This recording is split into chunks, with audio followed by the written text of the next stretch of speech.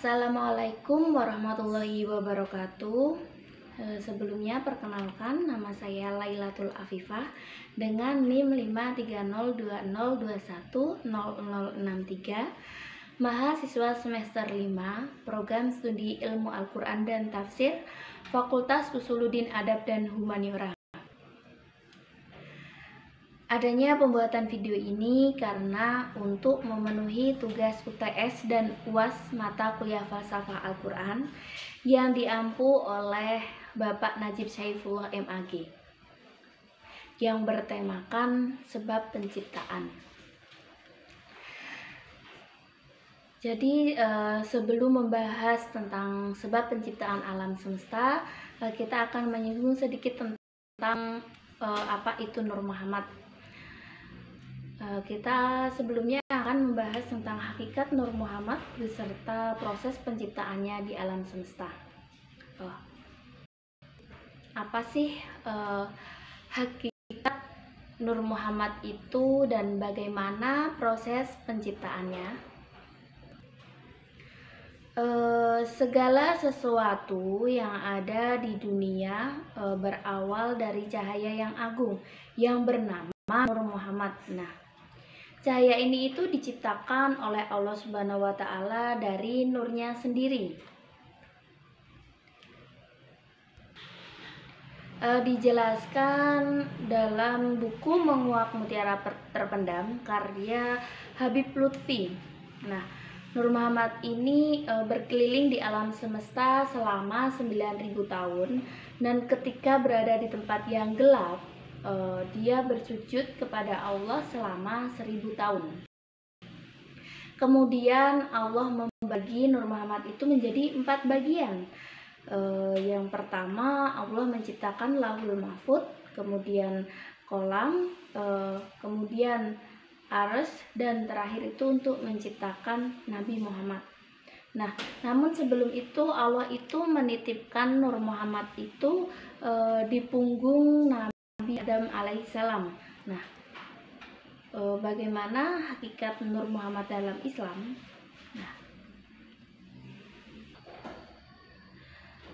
menurut Syekh Abdul Qadir, hakikat Nur Muhammad itu adalah termasuk anugerah dan ciptaan Allah yang mampu menerangi, memahami, dan menebarkan makna kehidupan. Nah, tanpa Nur Muhammad, kehidupan di bumi ini itu menjadi gelap gulita.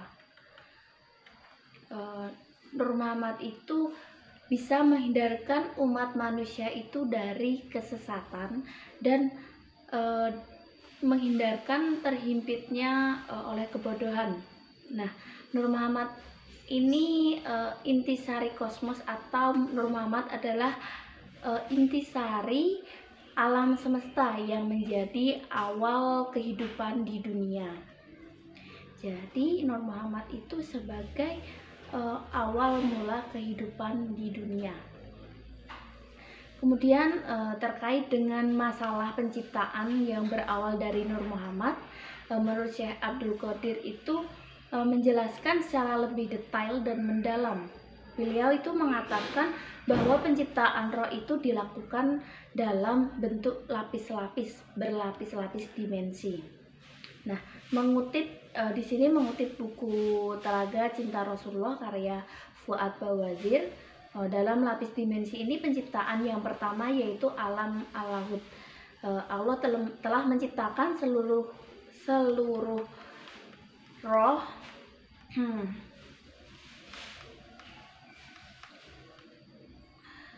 Allah itu menciptakan seluruh roh yang berasal dari Nur Muhammad. Nah, roh-roh ini itu diciptakan untuk bentuk terbaiknya, karena sebab itulah Muhammad sebenarnya adalah nama bagi seluruh penciptaan Allah yang ada di dimensi pertama. Dimensi pertama yaitu alam al-lahut. Nah, dengan kata lain, Muhammad adalah tanah air sejati atau al-watan al-asli bagi seluruh makhluk di alam semesta.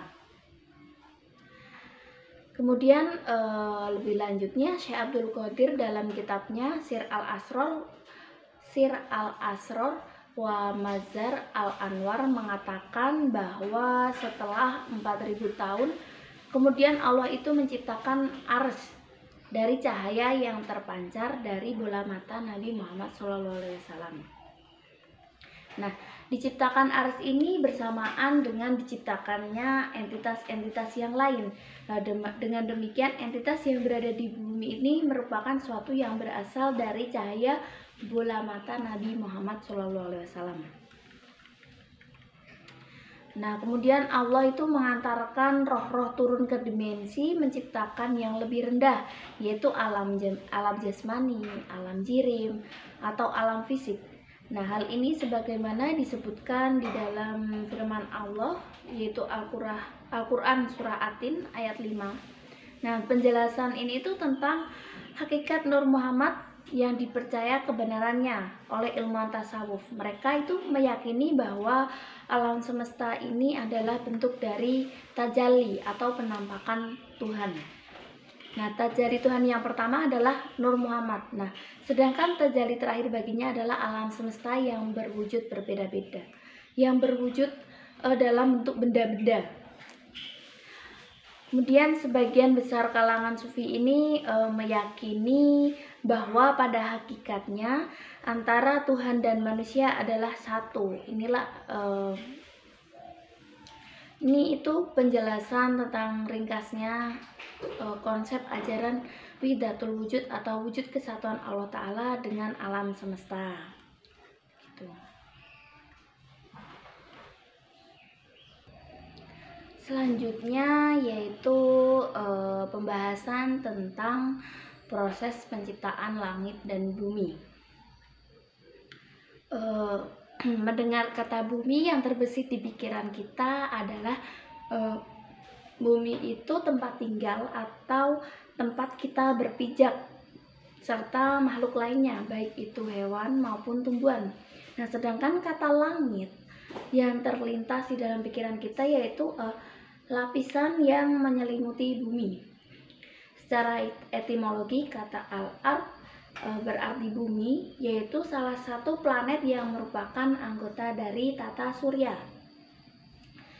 Kata ard itu di dalam Al-Quran terdapat sebanyak 351 kali, yang mana semuanya itu disebutkan dalam bentuk mufrad atau tunggal dan tidak pernah muncul dalam bentuk jamak. Nah, meski kata al-ard berarti bumi, namun tidak semua dapat diartikan bumi karena dapat digunakan untuk menginformasikan penciptaan alam semesta dengan tata suryanya, dengan sistem tata surnanya.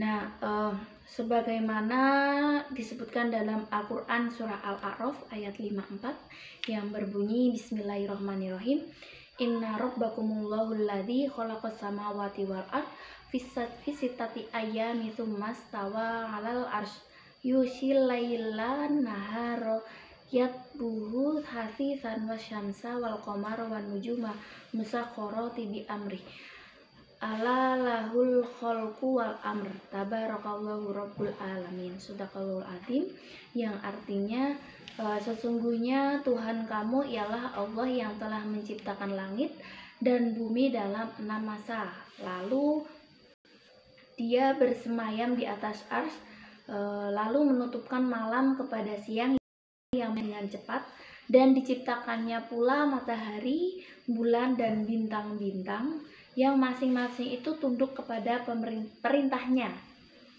Ingatlah, menciptakan dan memerintah hanyalah Allah, Maha Suci Allah, Tuhan alam semesta. Ada pula di dalam Al-Quran Surah Az-Zariyat ayat 7 yang berbunyi Bismillahirrahmanirrahim wasama idzatil hubuk, yang artinya demi langit yang mempunyai jalan-jalan. Nah, ayat di atas itu menginformasikan bahwa langit merupakan ruang yang tidak terbatas dan hanya Allah sendiri yang mengetahuinya. Bahkan ruang itulah yang menjadi tempat beredarnya seluruh bintang-bintang maupun galaksi hingga planet-planet lainnya. Apapun benda yang di atas langit begitu.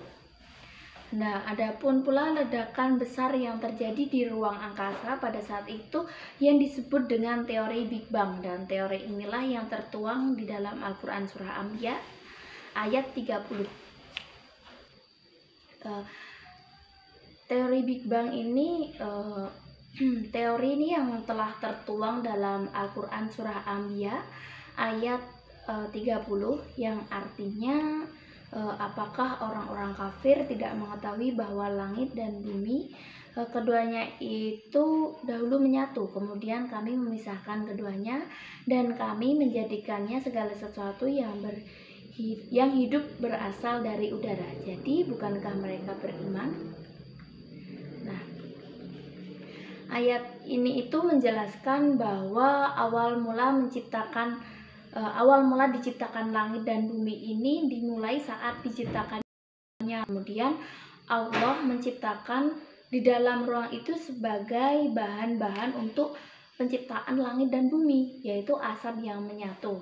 Nah, sebagai pula dipaparkan di dalam Al-Quran Surah Al-Fussilat ayat 11 yang berbunyi Bismillahirrahmanirrahim, summastawa ila sama iwaya bihonun faqala laha walil ardi tiya tau'an au karhan qolata ataina to ingin, yang artinya kemudian dia menuju ke langit dan langit itu masih berupa asap. Lalu dia berfirman padanya dan kepada bumi, datanglah kamu menurut perintahku. Dan dengan patuh atau terpaksa keduanya menjawab, kami dengan patuh. Kami datang dengan patuh. Nah, dari ayat tersebut merujuk pada unsur langit dan bumi dalam proses penciptaan. Nah, pertama sebelum dijadikan langit dan bumi hanya tempat terdapat zarah-zarah atau molekul atau atom yang menyerupai kabut dan air yang menjadikan unsur pokok terjadinya bumi ini. Yang kedua, langit dan bumi ini mulanya adalah suatu paduan. Kemudian Allah memisahkannya. Lalu Allah menjadikan udara di antara keduanya untuk menghilangkan panas bumi agar manusia dapat hidup di atasnya, hidup di bumi ini. Nah, udara yang bergerak dan terus berpindah-pindah itulah yang menyebabkan terjadinya hujan yang membentuk laut dan sungai. Yang ketiga ini yang dinamakan langit bukanlah planet, tetapi ruang yang terbatas dan hanya Allah sendiri yang mengetahuinya. Dan ruang itulah yang menjadi tempat beredarnya seluruh bintang-bintang di sistem tata suryanya. Gitu. Kemudian pada tahap tersebut galaksi terpecah dan menjadi bermiliar-miliar bintang. Nah, salah satu di antara bintang itu adalah matahari. Nah, setiap gas yang membentuk bintang pecah sebagai tahap ketiga untuk membentuk planet-planet yang mengelilingi bintang.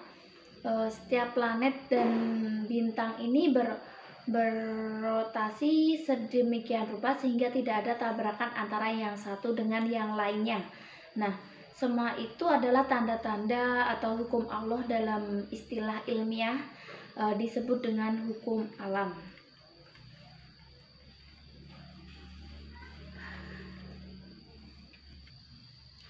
Kemudian masa dalam proses penciptaan langit dan bumi ini dipaparkan di dalam Al-Quran Surah Al-A'raf ayat 54 yang berbunyi Bismillahirrahmanirrahim, Inna rabbakumullahu alladzi khalaqas samawati wal arda fi sittati ayamin tsumma stawa 'alal 'arsy yughsiyal laila nahara yatlubuhu hasisan wasyamsa wal qamar wan nujuma musakhkharatin bi amrih ala lahul khalqu wal amr tabarakallahu rabbul alamin. Nah, pada ayat tersebut kata sittatu ayam merujuk pada 6 masa atau 6 periode atau 6 hari. Nah, termasuk penciptaan bumi dan langit yang dilakukan dalam 2 masa yang mulanya itu hanya berupa asap sebelum penyempurnaan langit menjadi 7 lapisan pada 2 masa setelahnya. Dan pada waktu itu masih semacam gas. Adapun Said Qutb mengatakan mungkin kedua hari itulah masa penciptaan planet-planet dan dari nebula, atau selama 2 hari itu selama penciptaan sebagaimana diketahui Allah. Nah, kemudian periode akhir bumi dihamparkan sebagaimana tersirat dalam Al-Quran surah An-Nazi'at ayat 30. Kemudian ada hikmah adanya penciptaan alam, yaitu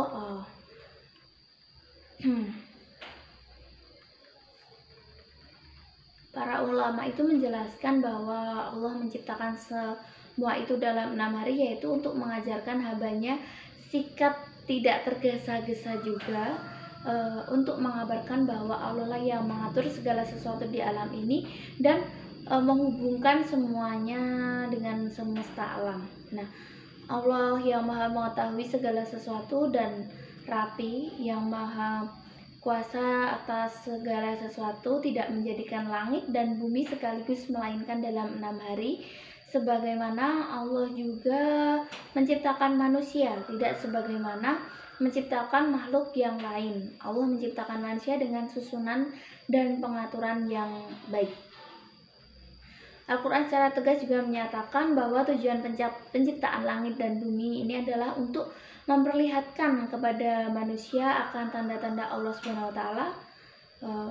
Menurut Oliver Liman, Allah merancang alam serta seluruh ciptaannya ini untuk kepentingan kita manusia, meskipun dia tidak harus berbuat seperti itu, dan apa yang dia minta sebagai tindak balasannya hanyalah menyembah dan bertakwa kepadanya. Keberadaan alam semesta ini merupakan petunjuk yang jelas tentang keberadaan Allah Subhanahu wa taala. Nah, oleh karena itu dalam mempelajari alam semesta, manusia akan sampai pada pengetahuan bahwa Allah Subhanahu wa taala adalah zat yang menciptakan alam semesta. Itu saja yang dapat saya sampaikan, kurang lebihnya mohon maaf. Wassalamualaikum warahmatullahi wabarakatuh.